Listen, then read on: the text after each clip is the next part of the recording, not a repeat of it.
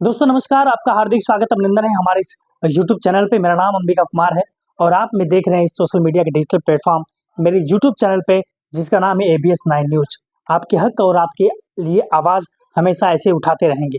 दोस्तों, बिहार में आजकल बाढ़ की बहुत ज़बरदस्त खतरा मंडरा रहा है। वहाँ का जनजीवन तबाह हो चुका है और जनजीवन तबाह भी हो क्यों ना क्यों, क्योंकि प्रकृति का जो रौद्र रूप आपको देखने को मिल रहा होगा, साथ ही उसके बाद कुछ प्रशासन के लोगों की भी कुछ लापरवाही वहाँ पे लोगों के द्वारा बताई जा रही है, क्योंकि जो कई वहाँ के जो बाँध है, जो कि पुराने बाँध थे और जर्जर हो चुके थे।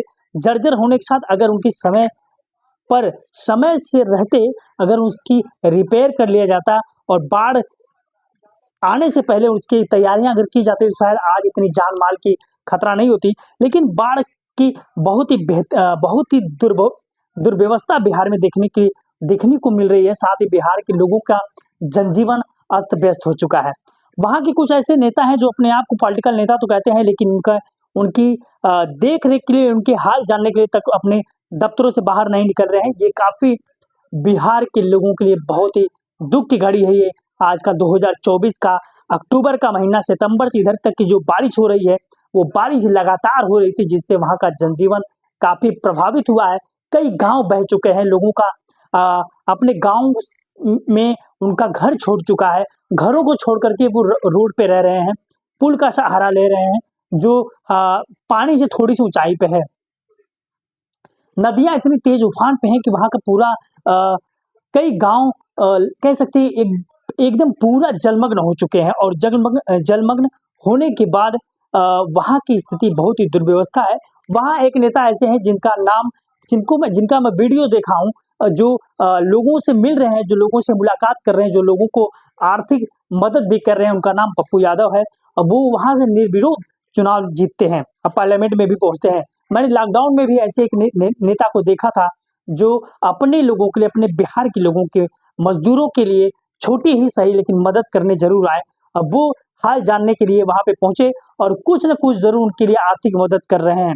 बिहार में इतनी पिछड़ापन देखने को मिलता है। जब बाढ़ आती है तो सारा विकास का पुल जो होता है वो धड़ल्ले के साथ खुल जाता है। आसमान में विकास का जो पुल बांधा जाता है वो भी गिर जाता है। और वहां के पुल गिरने का ये मामला कोई नया नहीं है। आए दिन वहां पे कोई ना कोई पुल गिरता रहता है।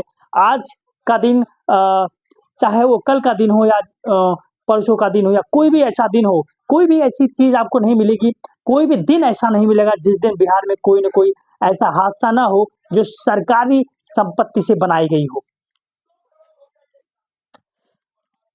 बिहार की शिक्षा प्रणाली की अगर देखा जाए तो बिहार की शिक्षा प्रणाली भी कुछ लेवल में बहुत अच्छी है, लेकिन कुछ जगह पे आज भी बहुत ही ऐसी सुविधाएं जो वहाँ पे मुहैया होनी चाहिए थी वो वहाँ पे नहीं हो रही। और इसकी जिम्मेदार सीधे सीधे वहाँ की पॉलिटिकल लीडरशिप है।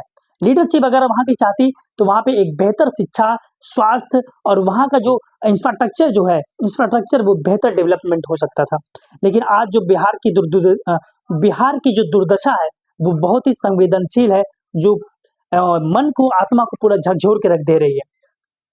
और बिहार में कुछ ऐसे नेताओं को मैं आग्रह करूंगा कि अगर आप वहाँ के स्थानीय हैं, अगर आप वहाँ पहुँचते हैं तो उनकी ज़्यादा से ज़्यादा मदद कीजिए, क्योंकि अगर आप पॉलिटिक्स में जाना चाहते हैं, अपनी राजनीति को चमकाना चाहते हैं, तो यही आपके पास अवसर है कि उनकी विपत्तियों में आप सहारा बने, उनकी मदद कीजिए।